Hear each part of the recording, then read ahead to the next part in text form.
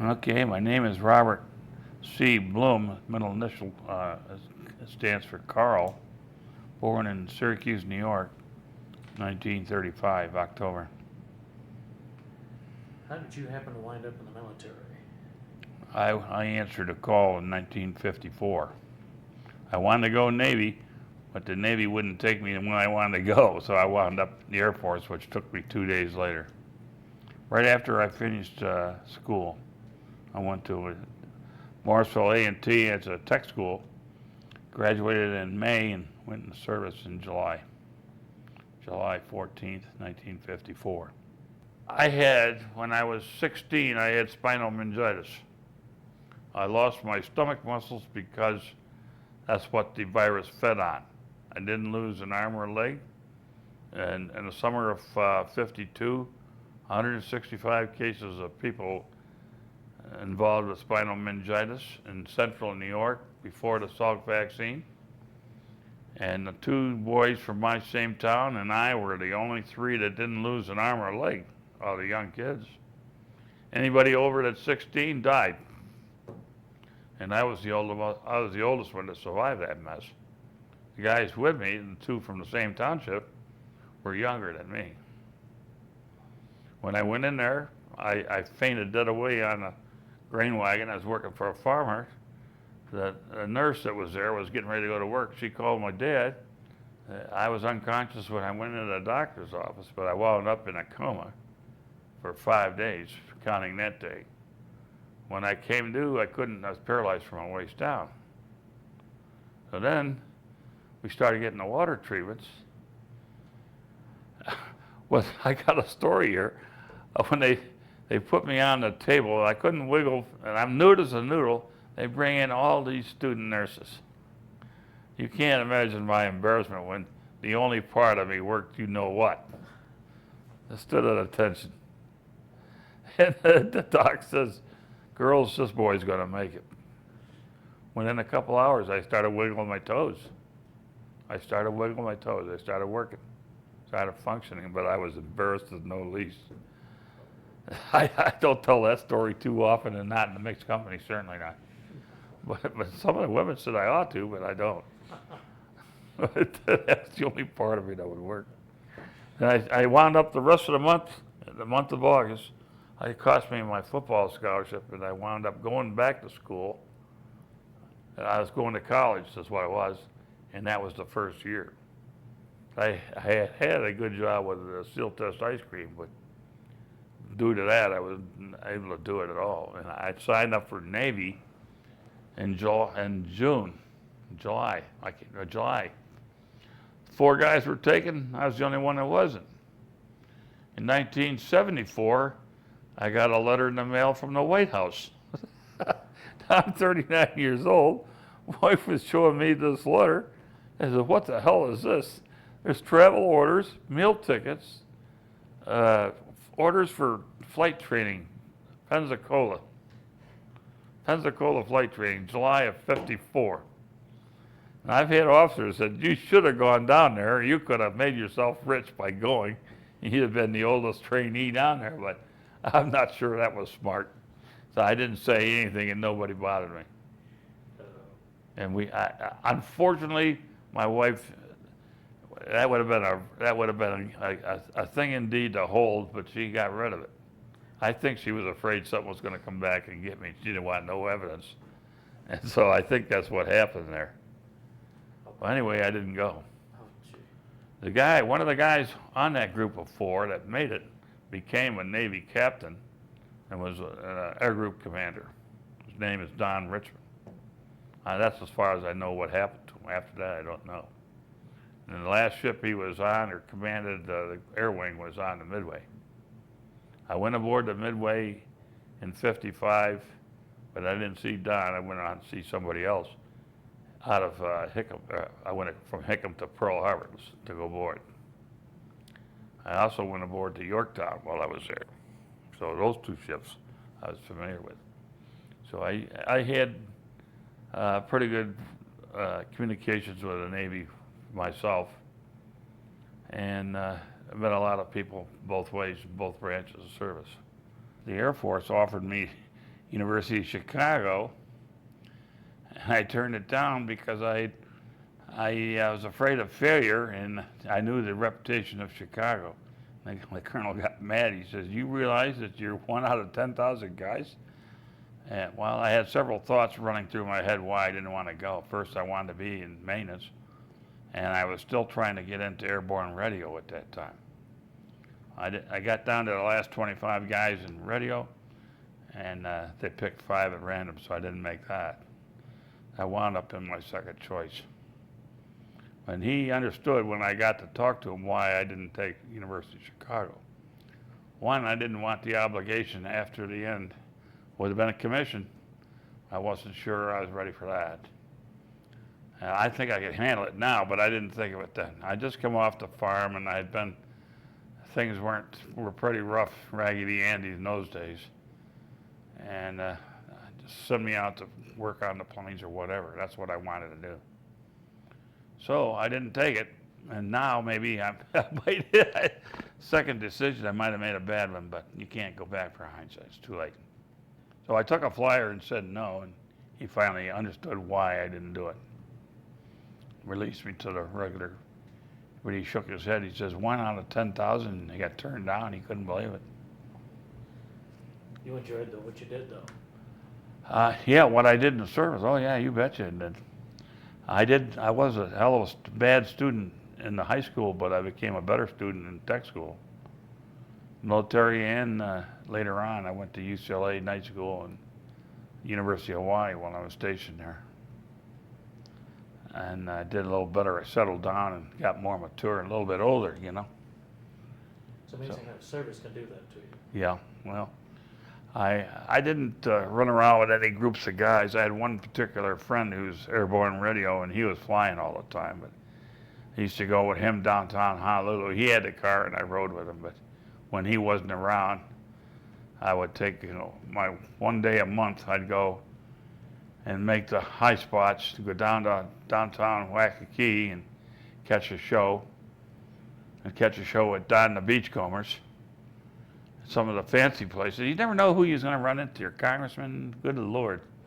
But it was very interesting. I can't remember any names. The only name I remember was June Christie at the place called The Clouds in Waikiki. And she come down off the stage and give me a big smack, which I enjoyed. I was in uniform. So that made me feel pretty good. And I don't remember which year that was, but it's probably had a couple of years in. I might have even been airman first at that time. For gosh sake. You worked mostly with B-29s to start, right? From the time I got there, which was May, well, I had to get through my detail work first, which was KP. I had 60 days of KP. Once I got past that, then I was on. I started out in the hangar, periodics, but within 30 days I got transferred to an airplane. From that point on until 56, 57, when the 50s replaced all the aircraft, and I don't know exactly when, but we split that tour in half, so it was 18 months on one and 18 months on the other. I got on the B-50. The R-29 was the last one to go back to Iran, as they call it, but I went to China Lake at the junkyard. And whether they got bombed out, I don't know if anybody salvaged it or not. I don't know. It's a good airplane, but we worked like hell on it, you know. A lot of things went wrong. There's times when we put, I put 51 hours consecutive on it. Just time out to go to the bathroom and eat. No sleep. What were the problems with it? Engine problems, cylinder failures. We had a jack screw with landing gear, 5 days on that, an APU problem, multitude of problems. Alignment, flaps and ailerons getting misaligned because one side would be using fuel and the other side wouldn't use any. Some were caused by the crew, some weren't. Various number of headaches, I can explain that.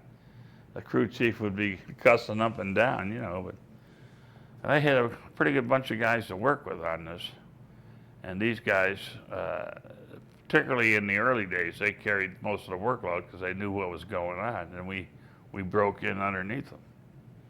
They would give you some training, and you'd get some book time to change your levels, 3 level, 5 level. I was working on my 7 level when I finally got out of there. When I went to night school at University of Hawaii, I got hurt playing football, so they gave me another job, and that was in periodics. That's where I got to learn the airframe on the aircraft overall, all the way around. So I went off the engine and on the airframe, even with an engine AFSC. So I had the responsibility of the entire aircraft, not just the engine. I used to take my time about it. Guys would get kind of mad. They wanted to go, but I said, hey, it ain't ready. You know, got to wait a minute here. Hold on. Eventually, we'd get ready to go. The one big break came when they needed somebody in the States, because the 53rd was flying the missions in Eniwetok, Kwajalein, Bikini, and all that for the H-bomb drops. And this was in the 55, 56. And we went back to the States to replace their crews, planes and ground guys. So I spent 90 days back there. That was just great for me. Yeah, I got to learn the different things back there. And the crews would all head for a place called a Nighthawk and go out and celebrate a little bit, you know, have a beer or two. And that included the officers too.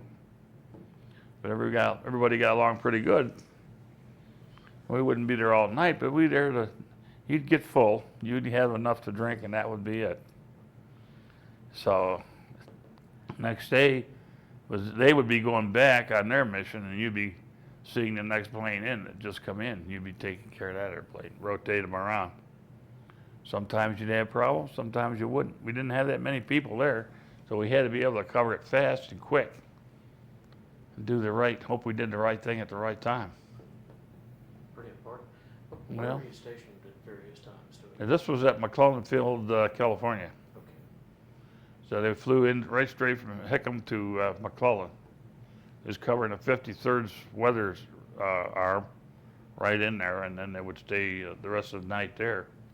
And while there would be a plane there, it would rotate out later on in the day. There'd be a plane there all the time just in case one couldn't make it, had a problem. So we held one plane and one flying and two flying, one in, one out. What were they doing? Weather, routine weather. I suppose there might have been some stuff for the government too, checking on red ships and stuff like that. Anytime you're flying in the air, you're always looking for something unusual. But I was never notified of it, so I really can't say with any authority that what we were looking for. Whale hunting is about the best I could say, which I got to see at different altitudes, you know. What kind of equipment were planes equipped with when they were scouting the weather like that? What kind of? Well, we had what they call a cow catcher. They had a sheet, like goes on your milk can. Where you dump your milk in, milk strainer. We called it a cloth, and it would go in the catcher part of the cow catcher, and it would catch the air for radiation samples. So on the southbound run was where some of the planes would come in with a sample of radioactivity. Several planes did that. One plane that one of my friends went on, they come back in hot, and I don't know exactly where they went, but they come back and said, don't touch the airplane, get away from it. And my name was on their log, so I know that I parked their aircraft. It was our aircraft 7344 to start. And this was a 29, by the way. This wasn't a 50. And they took those fellas, they made them go somewhere else, then they got them off the airplane. I went in, I had my dosimeter checked from a little round dosimeter, and they checked it for radioactivity, but I didn't have anything. I didn't touch it. And I stayed away far enough where I didn't. But the plane did come in hot, so Eventually, he got washed down, but I don't know by who. We didn't do it. It could have been base. It could have been a fire department. I don't know. He called Washington, and he got further information on it after. And I only talked to him early in the year, this year, about it. He's now fighting a cancer case, I think. But I don't know any more than that. He wants me to come over, but my wife and I are not quite ready to go over there yet. I haven't been back to Hawaii since '58. That's when I left.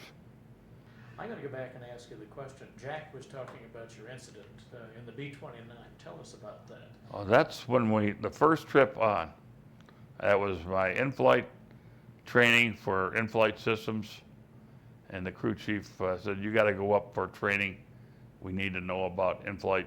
You need to know about how things work in flight, heating systems and all that, air, oxygen, the whole business, you know. So when I got up there, I was moving around the back to see how things work. And I had a guy explain it to me. The crew, let's see, what was he? He wasn't a weatherman. He was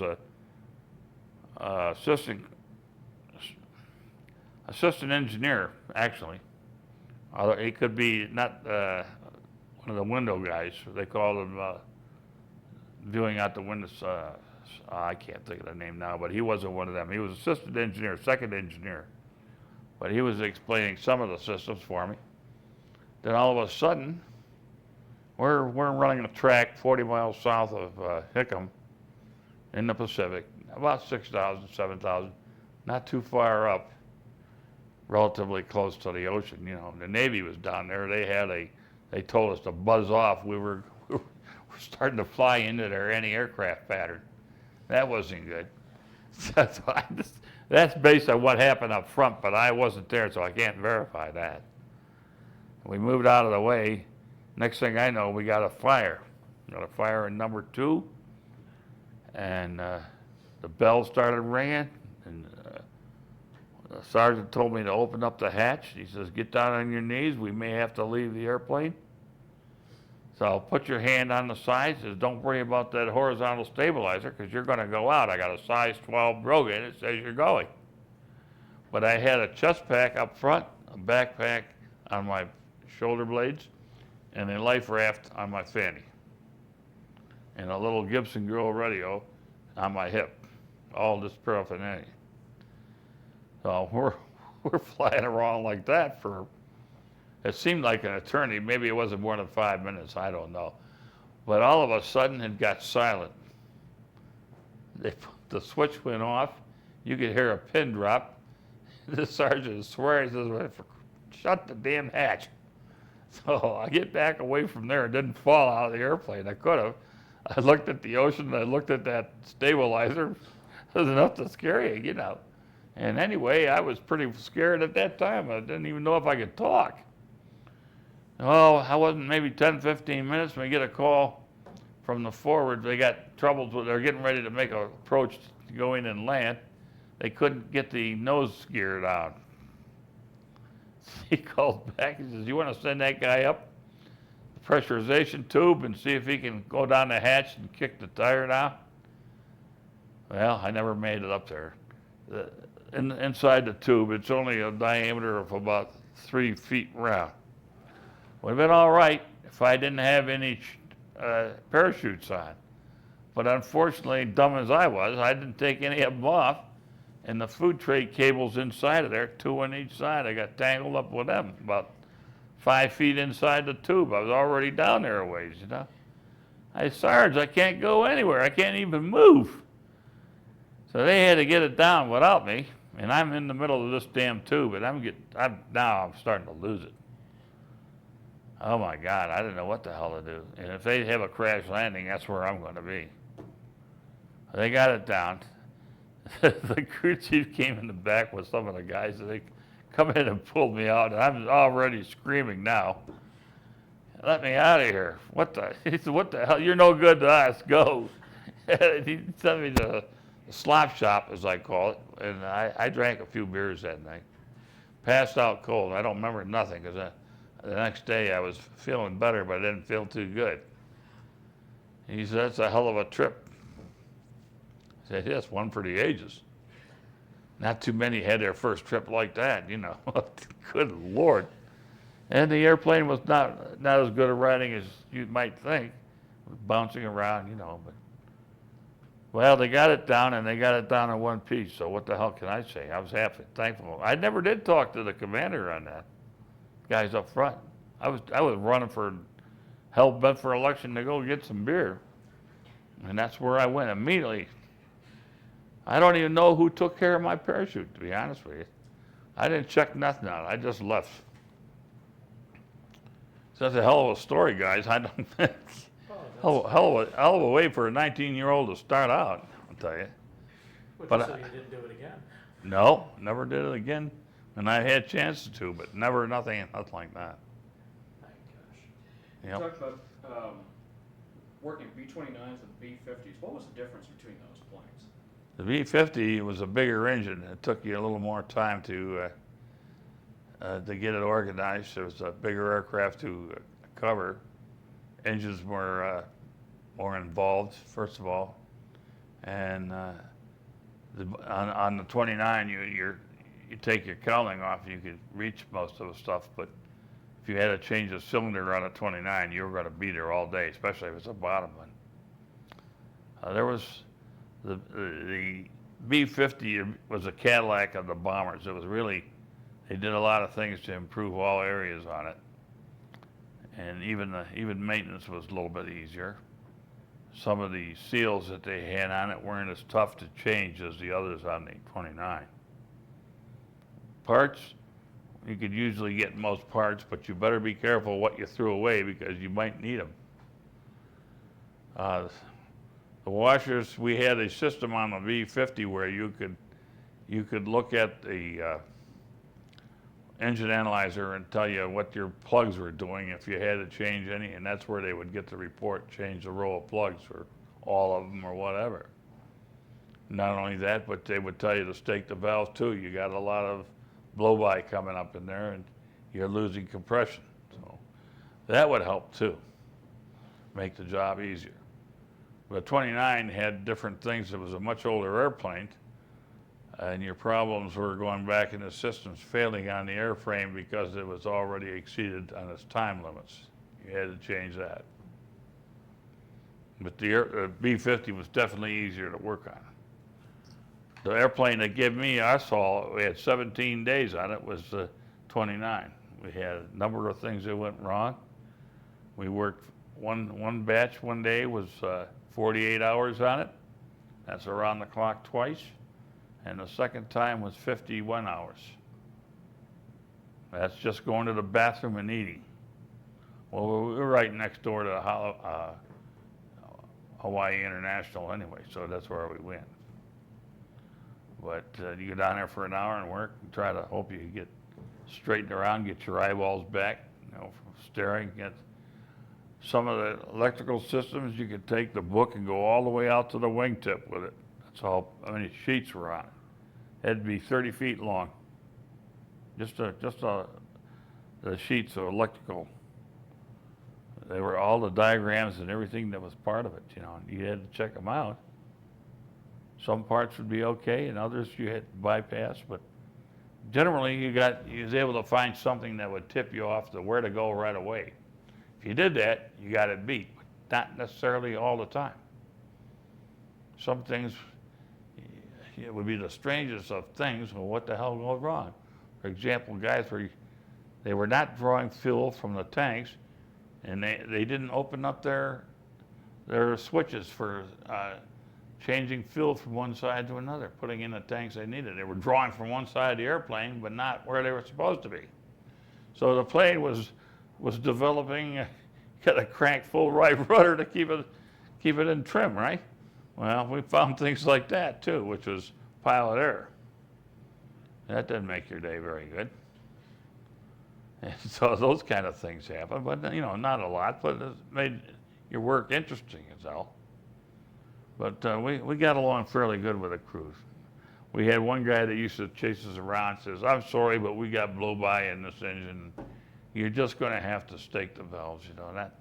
That involves taking that cowling all off and going there with a with a wooden mallet and banging the hell on a rocker box head. See if you could bring the cylinder pressure up. Sometimes you did, you'd be okay. If you didn't, you had a cylinder change. And then it would lead right into something else immediately. And you get that all off, find out you didn't have any seals. They all ran out. Now what do? You use the old ones or what? You know, you had in some cases. But you know, it was all maintenance people, all maintenance problems. Not the crews weren't too concerned. They were off sleeping somewhere. Us poor jerks would be combining it, but he'd get it ready for the next day. It would be there.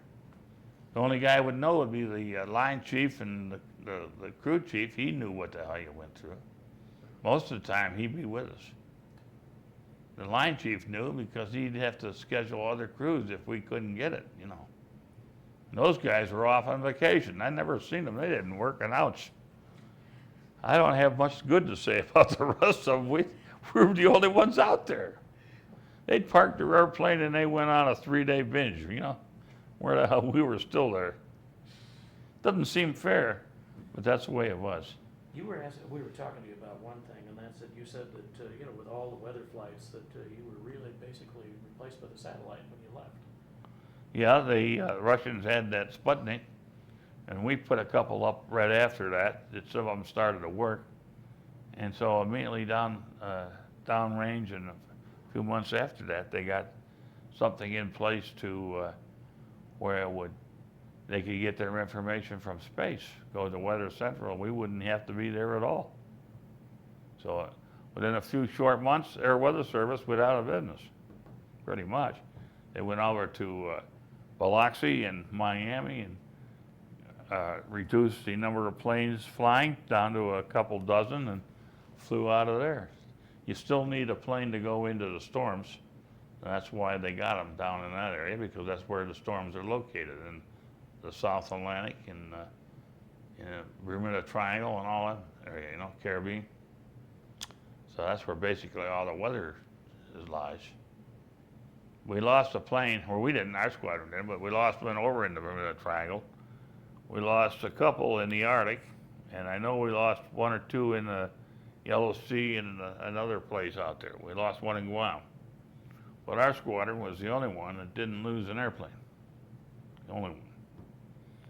The one thing we did do was the squadron originally formed in '44 as a bomb squadron, became a weather squadron. We dropped a weather mission in 1957. We just had a change in command, a new commander.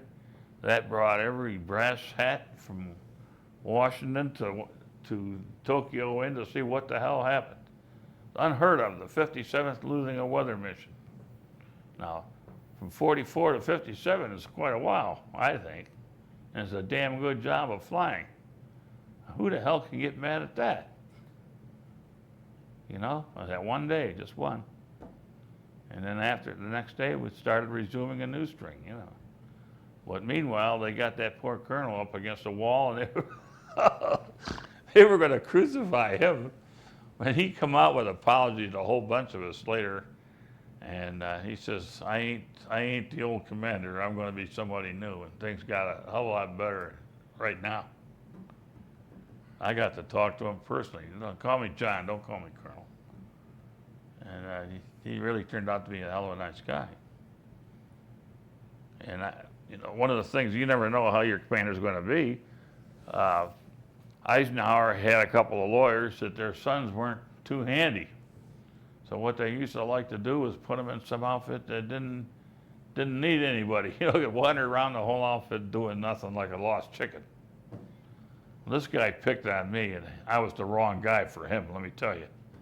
I'm getting ready to crank number 3 up. He's crawling up the outside of the fuselage. Just as I got the blades turning on number 3, he could see that. And meanwhile, my safety man is starting to scream, "Hold it, stop, whoa, shut down." So I didn't hit the mag switch because I was getting ready to turn it on, and all the screaming commotion going on. I went down that hatch like there was no hatch. I got a hold of the guy, and I started shaking him Raggedy Andy, you know. I lit into him. And he took the heat. He went running off to the old man. The next thing I got a report to go see the colonel. I got that squared away in a hurry. Says, Colonel, do you suppose it was better that I talked to him that way, or would you like him been in a basket? He looked at, he said, what do you mean? I said, I would have killed him if he'd have kept coming, if I hadn't shut down. I said, what the hell was he going to say to that? That ended that conversation and ended by getting chewed out, you know? Those are one, I don't know, I must have been a favorable character because I'm the only guy that ever got drenched with oil and was still going in for get promoted. Nothing was ever said. He says, look at that guy, he's got oil all over him. And I still got my corporal stripes. And this guy didn't have it. He says, I like working guys, you know, what the hell? So that I got a break there, you know. But that was the old commander, that wasn't the new one. Our first sergeant was more trouble than these guys were, you know. He says, Blum, did you drive that tractor? I said, yes, sir, I did. He says, well, you got 28 days of extra duty. There was a broken fuel gauge on it. How come you didn't notice it? No, I didn't know it. I didn't look at the fuel gauge. Sarge, I didn't have no time to look for fuel gauges. It was full gas. What am I supposed to do? I didn't pay to argue it. Let me tell you, I got an ending to that story. One day I was on charge of quarters. Down the road from there, maybe a month or two, I still had 8 hours left to do. And I said, well, I'm either going to get more extra duty or I'm really going to get in serious trouble. So as a charge of quarters, I could write a report that the guy who did the latrine did an excellent job. And I signed it. I was the guy doing the latrine. He called me down. He says, I see here you got a report saying you did an excellent job. He says, fine, your 8 hours has been dropped. I don't know who in God's Air Force would have got away with that one. But I still think that's one of my best. I think so. He never come back. He couldn't decipher the signature because I made sure he couldn't. But I got rid of 8 hours, and that was the idea in the first place, you know. Oh, my God. Was he right in sending me over here? I hope so. Yeah, that was one of my better ones.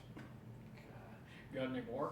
No, there's a couple I can't remember right at the moment, but Oh, gee. yeah, there was the one where we was in a chow hall back on KP back earlier in the 50s, and I was just a third class then. He had us all lined up with mops. So I'm the last guy in this formation. I didn't know where the hell this cook was hiding. He was hiding where we were going to make a column right or something like. When I went around there, my mop swung out and hit him right in the head.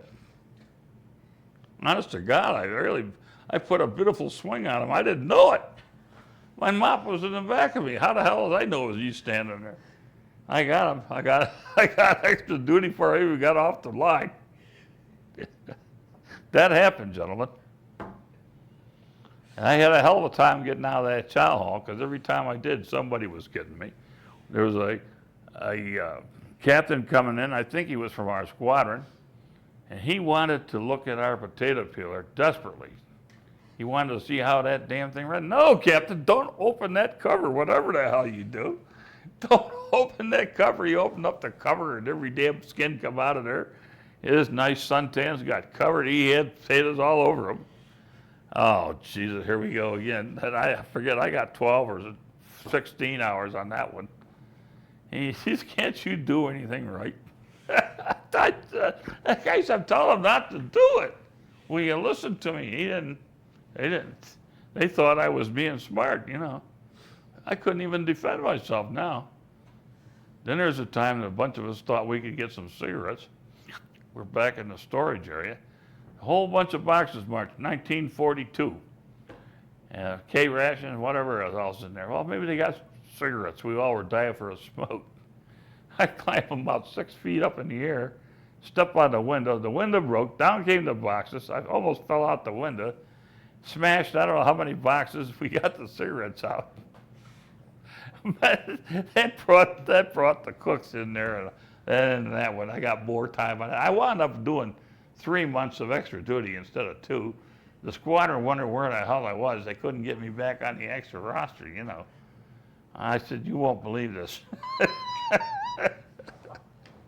Those cigarettes lasted exactly 1.5 seconds. You put them in, it was gone.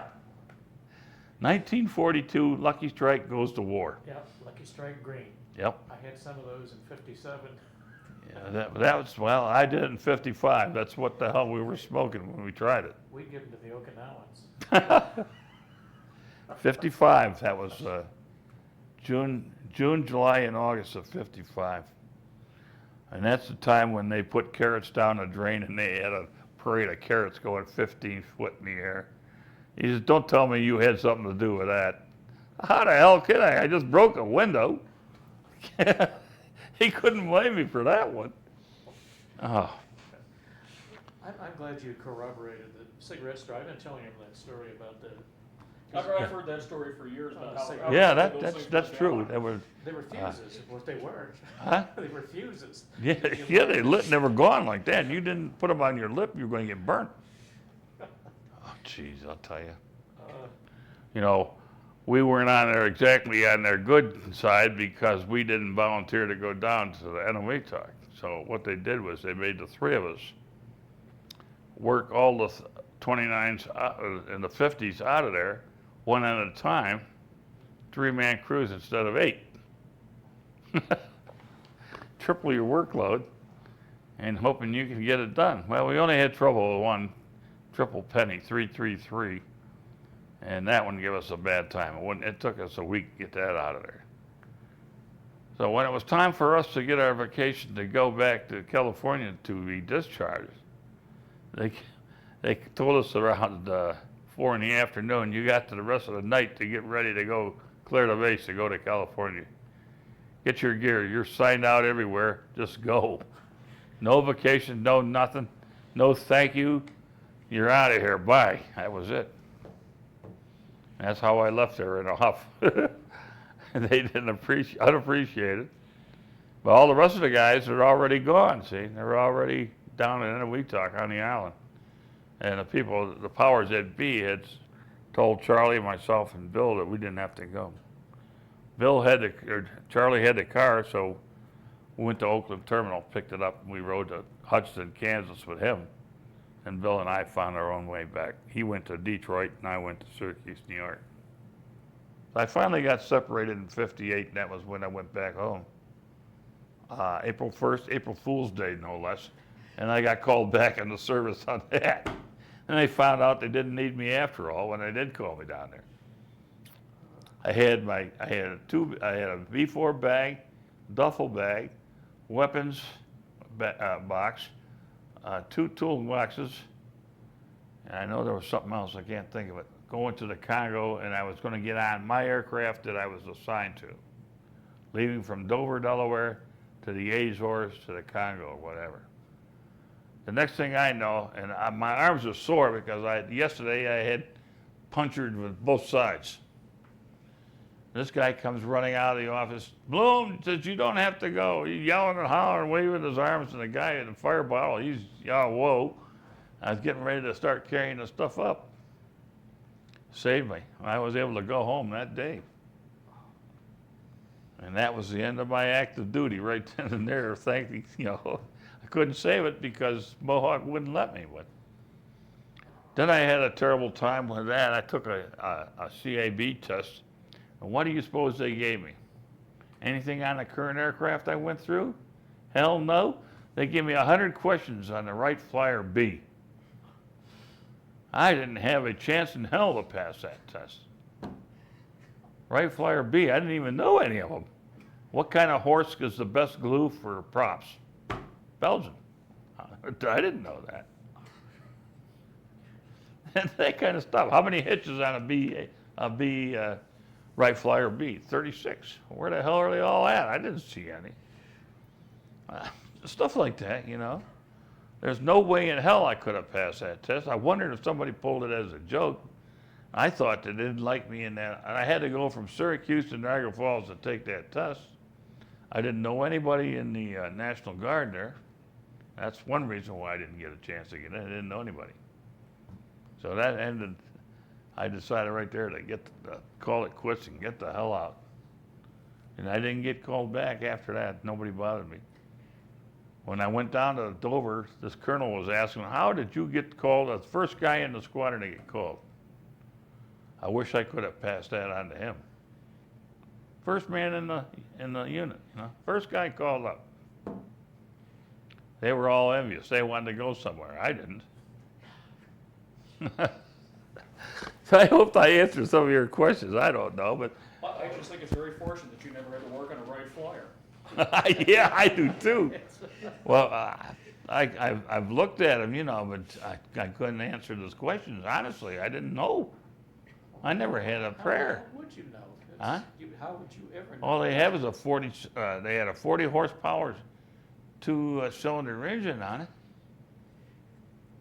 I didn't have a chance with it. All Clearly the something others. that was gonna be operational. What kind of in that wood and the period. whole. Yeah, that's just, that was in your future, obviously. You knew it was. But things weren't going too good. The Korean War was winding down, and it was already down, and they were getting rid of the guys' excess capacity in various departments. And said, "You guys can go home early." And then they would tell you after you got home, "We need you back." I stayed in the active reserves, but that didn't last long neither. When I hired on with Mohawk Airlines in 1960, the first thing they asked me says, "You got a reserve obligation?" I said, "Certainly, I'm in active reserves." "Well, no, you don't, if you can't stay in the reserves." So I had a group of officers go to bat for me, and they filed a charge for me that after I resigned, but they won the case, but I lost the battle. I couldn't stay in the reserves in order to stay working. Well, I wanted the airlines. That was my ticket to breaking loose, and I wound up from that point of 1960. I finally separated from the airlines in '97. And I didn't suffer any separation in 1980 because I took the move out here to Denver from Pittsburgh, and I stayed on the active duty roster with United. Had I gone across the hall in Pittsburgh and gone to U.S. Air, I would have not only saved my daughter's, they had won some things at the University of Pitt. I would have saved my house. I would have had a paid-off house. And I wind up out here, and the house cost you a fortune. We had to start, everything we had to start from scratch, you know, and it's still, but there I am. And U.S. Air paid at the rate higher than what United did, so I cost a 5-year retirement date, 92 instead of 9. I retired in 97. I could have gone in 92 if I'd have gone to U.S. Air. And there I am, and that's $500 a week less. How are you supposed to know these things? You know, 3 weeks the guy is holding my job, and I don't go over and check with him. Well, you know, common sense, I should have, but I didn't. One guy did, and he didn't come out. He did, but he left a couple days, something open. He found something. I didn't quite make it. I wasn't that lucky. So, well, I wound up going to work for Western after Mohawk, and then United after that. The president of Western was the best guy. He offered to write me a resume, or a thank you note, a good word. I said no, because I don't know where the hell I'm going to go. If I go to Chicago, I won't get out of EXO, and I don't want to go to EXO. That's the last place I want to go. I just come out of Los Angeles being in there. Their payroll office was like Holy Toledo. It was all smoke. I couldn't see where you're sitting. I couldn't see my buddy over across the street. I couldn't see him. Cigarette smoke. Oh my God, you couldn't. And then guys would get mad because the boss would send me down to get the checks. The senior guy in there, he'd get PO'd because I did it. Well, here, you can do it. I don't have nothing to do with this. He handed it to me. He'd get mad. And then the boss would tell him, he says, "Go sit in your chair. I sent the kid." Oh dear. Well, they were nice people, really. The girl that I was having trouble with, she worked in another department, but we didn't really get, get that mad, but, so that's okay. I'm gonna go back. I sent a note back there that I was getting married, and they almost fell over when they heard that. And that's the last I heard of Western. So what I want to do is find out whatever happened to that poor girl, Yeah. I'd like to know what happened to her. She was a Norwegian. And one of the things in the back of my head, I remember I seen too many movies. I said, Norwegians and Germans don't get along. And I was afraid that would get me in trouble. So I kind of backed away from her. She was a nice looking girl too. And I dragged my feet and getting involved with her, and that was the end of that. She was getting disgusted with me and finally found somebody else. Anyway, things turned out to be pretty good here. You talk about you're breaking your life in zigzags. When I was still single, I worked for Western Airlines from August of '63 to September of '66. And I was going with a gal there, and we had an argument one day. I said, Western's not big enough for the both of us. So I called back east. If you can get back here, you got a job, but you got to be here. I forget, sometime in September, I think it was, yeah. I hit a bridge in Ohio on the way back. I had to drive a car. I had to drive a car where the wheels were okay. I didn't damage the steering. I put the fan through the radiator, so I drive on very little water. But I got it to a garage, and then I had to take a bus to Pittsburgh to get a radiator to put in. When I did all this and got back, I flew back to Zanesville, Ohio, which is now a plowed field. There's no airport, no nothing there. A code ZZV, nobody's ever heard of it anymore. But we're talking about in ancient history, for crying out loud. And I got back too late. I got back there, but I already went past the cutoff date. But they hired me, says, we'll see what we can do. They took me over to United. I worked for them maybe a month and a half. And they took me over to United. We're gonna drop this guy in, he's on your workforce. Here's the paperwork, see you later. United didn't even say anything. I was now working for them. So I started with her, no interview, no nothing. I had to go to medical though, I had to get a medical clearance, but I did. And at the same time this was all going on, just before, I knew a girl back at Mohawk that we were trying to get together. We were gonna make plans. We didn't even get engaged because we were missing so much. Well, I had that in mind, and she thought so too. She kept asking for me every time I was in there. And we never got together. Never missed. Every time I was there, she was gone. So that didn't, one of the guys felt sorry for me. What's he do? He goes and finds another girl. She eventually turned out to be my wife. I left a woman in California that she thought she was going to marry me, but that didn't turn out. There I had 3 women on the string. And the last one, my wife today, is the one that wound up. You talk about a goofy chain of zigzags. That'd be a great movie. Huh? That'd be a great movie. I don't know. Who the hell you guys want to do it? I don't know. But it is funny if you can understand what happened to me,